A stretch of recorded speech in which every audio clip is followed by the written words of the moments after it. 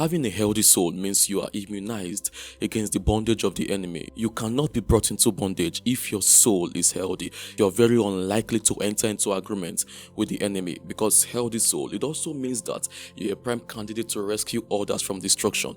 And this alone means you're already a threat to the enemy. So to solve this threat, which is you, or potential you if you had a healthy soul, the enemy attacks your environment of formation, which is your family, attacks your parents, attacks using the culture and media, hoping to engineer a fracture in your soul, hoping to create wounds in your soul as early as possible to make you his weapon instead. Because a broken soul is a weapon in the hands of Hell, in the hands of the enemy. And the goal of weaponizing the broken soul is control of that leverage called family that can lead and will lead to the control of future generations that are formed and groomed by that leverage called family. So spiritual beings are involved, and when spiritual beings are involved, when the interests of spiritual beings are involved, the deciding factor is no longer your willpower or your intention to do good. It goes much further than that, into the extent by which you are assisted by these spirit beings, the extent to which you are assisted by either Holy Spirit or the enemy. So the Holy Spirit assists you into being or becoming a healthy soul to further his kingdom, and the enemy assists you into having a broken soul, into damaging your soul, to bring more broken people into the world, to further his kingdom and further his agenda. You see, the enemy has a resource problem. He doesn't have unlimited resource like Holy Spirit does, so he has to maximize the little he has, achieve much with little, which is why he goes for leverage. He cannot go after every single person, giving them the attention they deserve to achieve the maximum damage he wants from every single person. So what he does is that he goes for leverage like what I've mentioned before, family.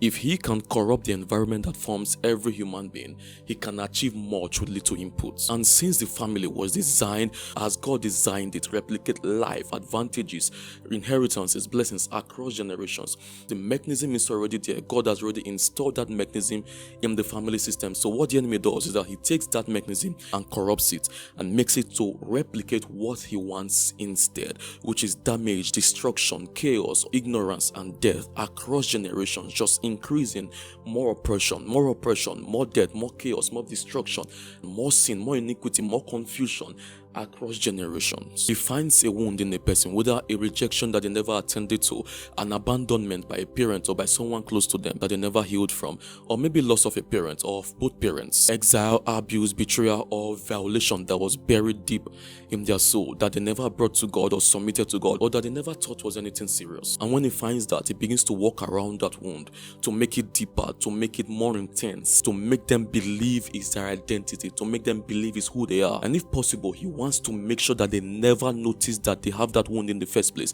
so that they can never be healed for as long as possible. Or if they notice it, he gives it another name and reframes it entirely so they think it's something that is not, which is another thing he does, deception. He can employ culture and cultural narratives, media narratives, especially media, to try and normalize the wound that they have and make it seem like it's normal and everyone has it, and make you feel seen and validated, while doing nothing to bring you any closer towards true healing, who is Holy Spirit. And he discredits anyone or anything that might even suggest to you that Holy Spirit is the answer to what you are going through. Then he releases that person into marriage with another broken person, another wounded person, into parenthood, into positions of authority over the next generation, like being a teacher in any capacity at all. And he doesn't have to do anything else. The wound in those people, the wound in that person multiplies itself. It transfers to the next generation, because they will teach and they will parent from the reality of the wound in their soul. They have nothing else to offer apart from what they have. And the scary part is this: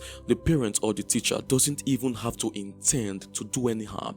They don't have to intend to be evil. They don't have to intend to do to the children or the ones they are leading what was done to them. They can even genuinely love their children and wish the best for them, desire to give them the best.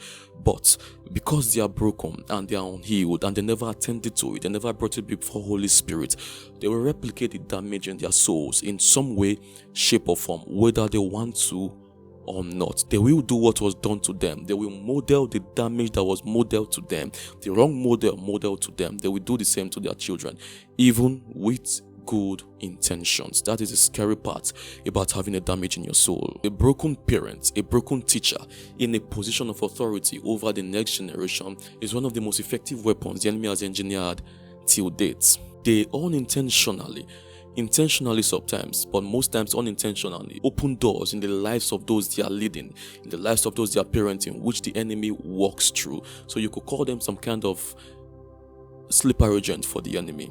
Most times unintentionally, but a sleeper agent nonetheless. So the next generation receives what they received in some way, shape, or form. It might not be the same kind of abuse, it might just be something different, but it's a damage nonetheless. So if you are at the age of marriage or approaching that age or about to get married, first, congratulations. Second, know that the best gift you can give your children, you can give the one you are getting married to, a husband if you're a woman or a wife if you're a man.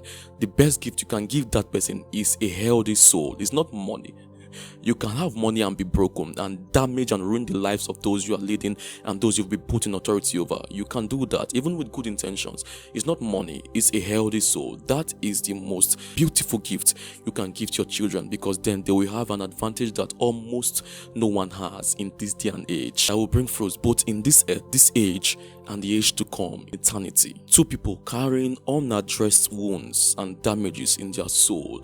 They are not just having a difficult marriage. A difficult marriage is the fruit of what they are, the fruit of who they are, the state they are in. What they are building is a broken family system that will replicate the same damage in another generation.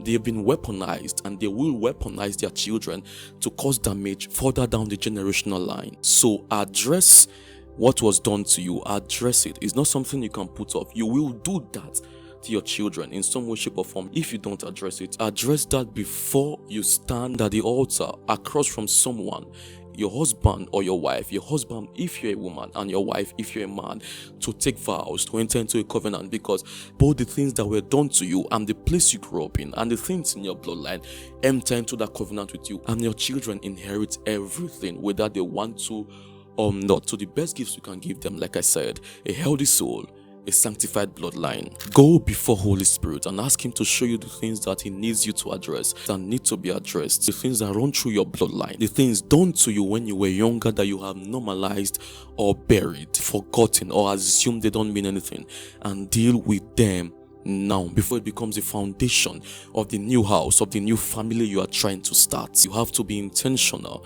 with Holy Spirit. And I'm going to tell you, it won't take 1 month, it won't take 2 months, 3 months, or 4 months. It depends on the speed of your obedience actually, but it might take more than 1 year, 2, 3 years.